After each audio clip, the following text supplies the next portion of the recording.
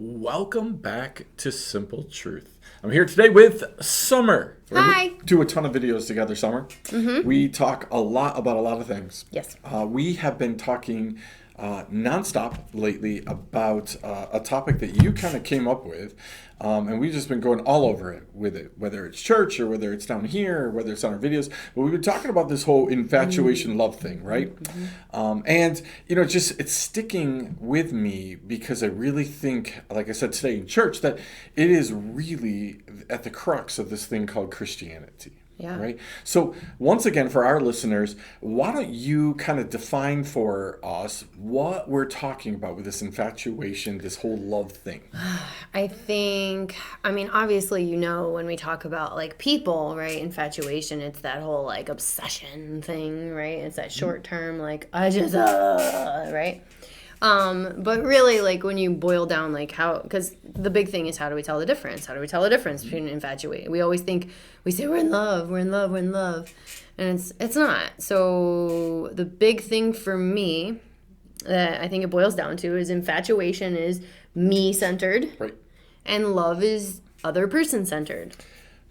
So I love that. Summer has said that at multiple different venues lately. It's me-centered, God-centered, right? That's the difference. Real love can only come when we're God-centered, right? When you and I are focused on God, then we can really love each other.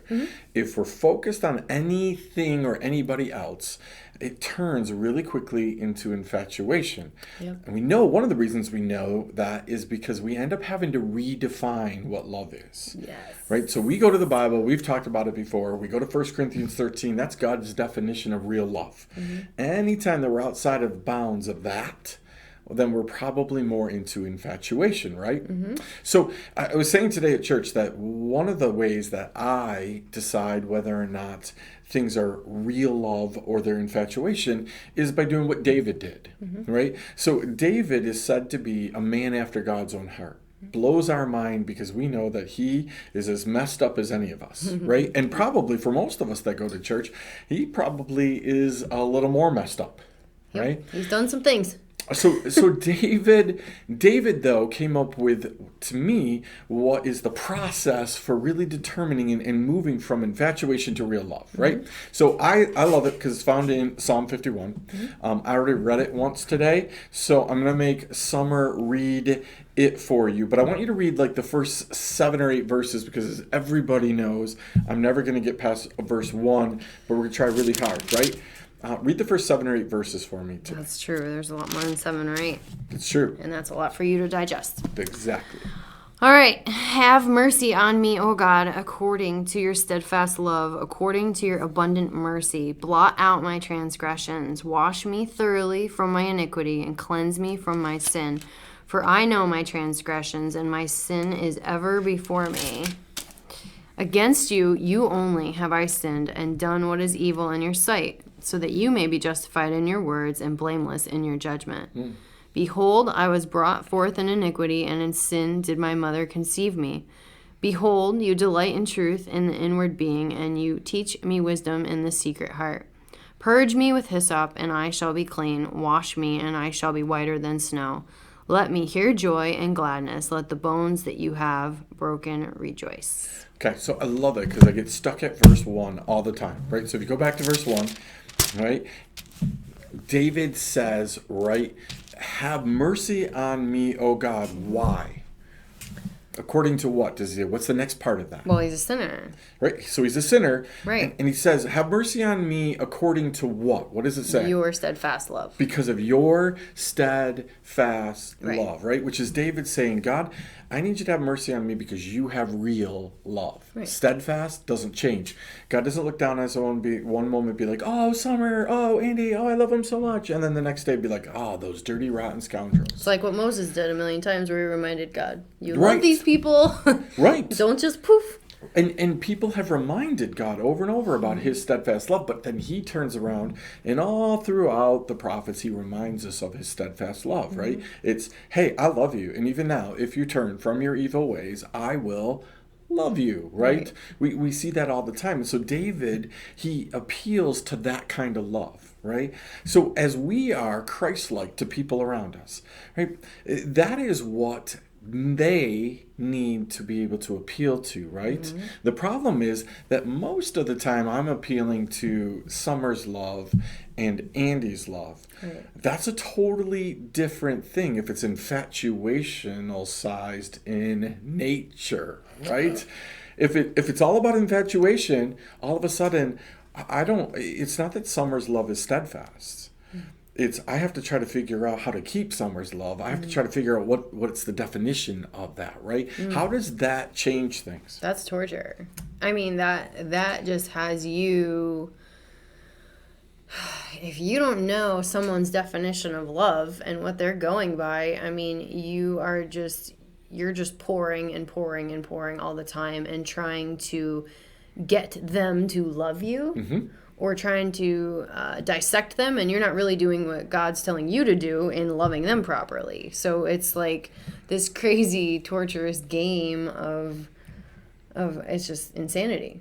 Yeah, well, honestly. I love that, because that's exactly what David is avoiding, right? He's saying, listen, it's against you and only you have I sinned. I'm appealing to you, God, right? Because it's your love that's steadfast, right? Too often we find ourselves trying to appeal to other people's love, right? Which is changing, like the sand or the wind or any of those things that the Bible talks about. We're appealing to people to a love that isn't there, right?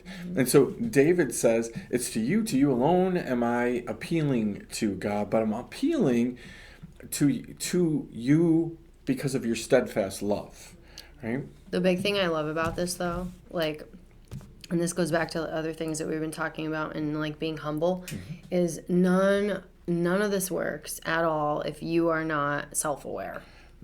And this is like a huge, I mean, most people are not going to say, like, God have mercy on me, I suck.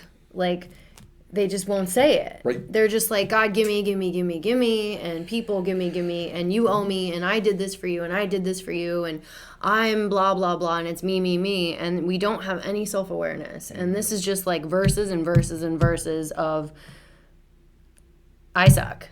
Cleanse me, purge me, like, I'm terrible, I'm not worth your love, but you give it to me anyway. And that is so key in all of this. Yeah, I think a lot of times, because I love that, a lot of times, even when we're in worship, we're appealing to God out of our love for Him. Like, God, I feel so much love for you right now, so do this stuff for me. Yeah. Right? But over and over, we see that when it really is in those moments when we don't feel lovely, and we don't feel like loving, Right. that God is really needed by us, right? It's not in the lovely moments that I need God. Right. It's in the ugliest of moments where I need God. And so it's therefore, stands to reason that we have to appeal to Him. But in that appealing to Him in His steadfast love, we better have a pretty good concept of who we are. Yeah. And what it is that we're about in comparison to God, right? Real love, it's about God and comparing ourselves to God. It's not about comparing ourselves to other people. Yeah, and that's all we do. And that's how the definition of love gets twisted around and changed. And, well, I'm good enough and I'm better than you. And it's like, no. And it's not like, God does tell us, like, know your worth and know your value and know, like, you're cherished. And you do have to know that you are, this perfect thing, not perfect, but you know what I'm saying, that He made. And at the same time, know that you're not good enough. But if you can actually grasp that you're not good enough and that He actually loves you, it does give you that value somehow. Like, you just somehow know, like, wow, I am really this valuable. So it's kind of weird how they don't really match, but they go perfectly together. Amen. Like, it just, I don't know, it's just really great. But self-awareness is so key.